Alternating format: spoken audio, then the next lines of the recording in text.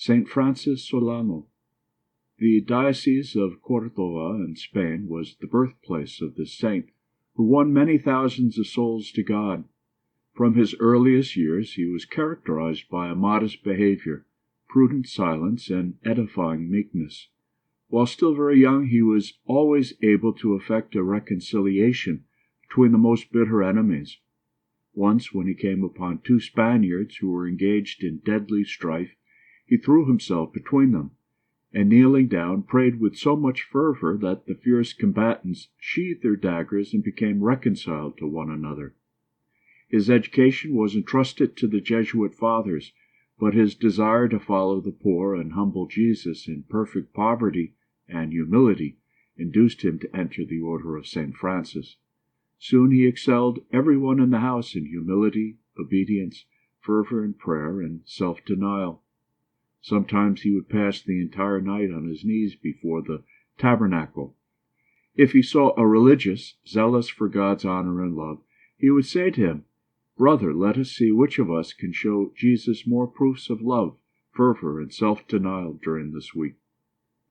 After his ordination, he preached the word of God in simple, unadorned language, but with so much fervor and heartfelt emotion that those among his numerous audience who had been traveling on the broad road of vice abandoned it and entered upon the narrow path of a virtuous life. He was no less zealous in deed than in word, for when the pestilence was raging in Granada, he was untiring and fearless in his service to the plague-stricken inhabitants, tending the sick and dying with such assiduous and, as it were, maternal care, that the wondering people praised God for the visible protection he manifested toward his servant. In the year 1589 he sailed for South America to preach the gospel to the Indians in Peru. On the same vessel with him were 600 Negro slaves. While still at some distance from shore, the ship struck a ledge of rocks, and the danger of drowning was imminent. The captain hurried the officers and principal passengers into the only boat there was, and tried to induce the missionary to accompany them. But he refused to do so in these terms: "Sir, you have done your duty. Now I shall do mine. I stay here." He then consoled the remaining passengers, directing their thoughts to heaven.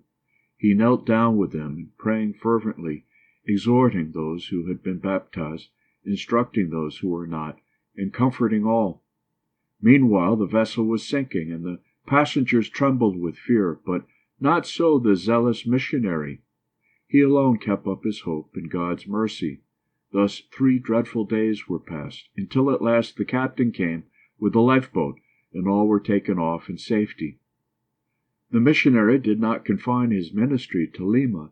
He visited the forests and deserts inhabited by the Indians, who were cruel and bloodthirsty by nature, and who hated the Spaniards because they had oftentimes been cruelly treated by them. But God protected his fearless servant, to whom he had given the gifts of eloquence and power over wild beasts.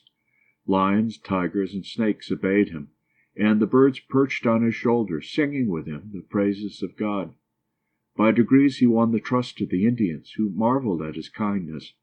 They listened to his instruction, allowed him to baptize them, and followed him as grateful children follow their father.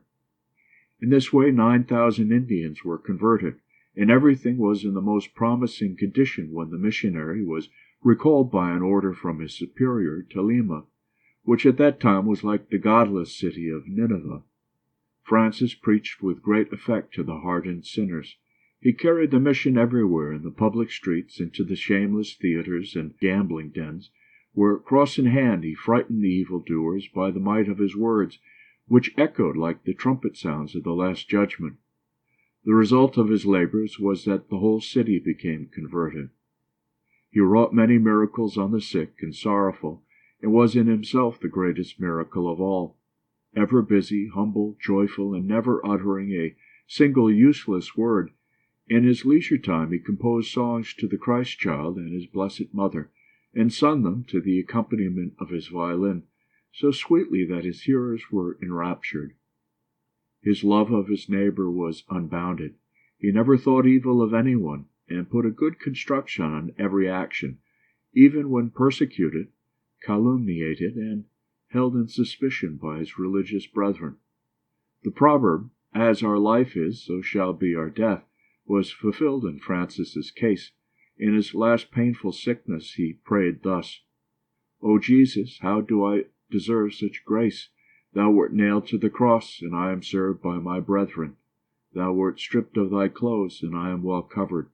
Thou didst receive blows, and I only receive good things, O my God." His last words were, "God be praised," after uttering which his soul departed this earth on July 14th, 1610. His remains were honoured by a grand funeral, and he was declared blessed by Pope Clement X in 1675, and canonized by Benedict VIII in 1726. St. Francis's feast is held July 24th.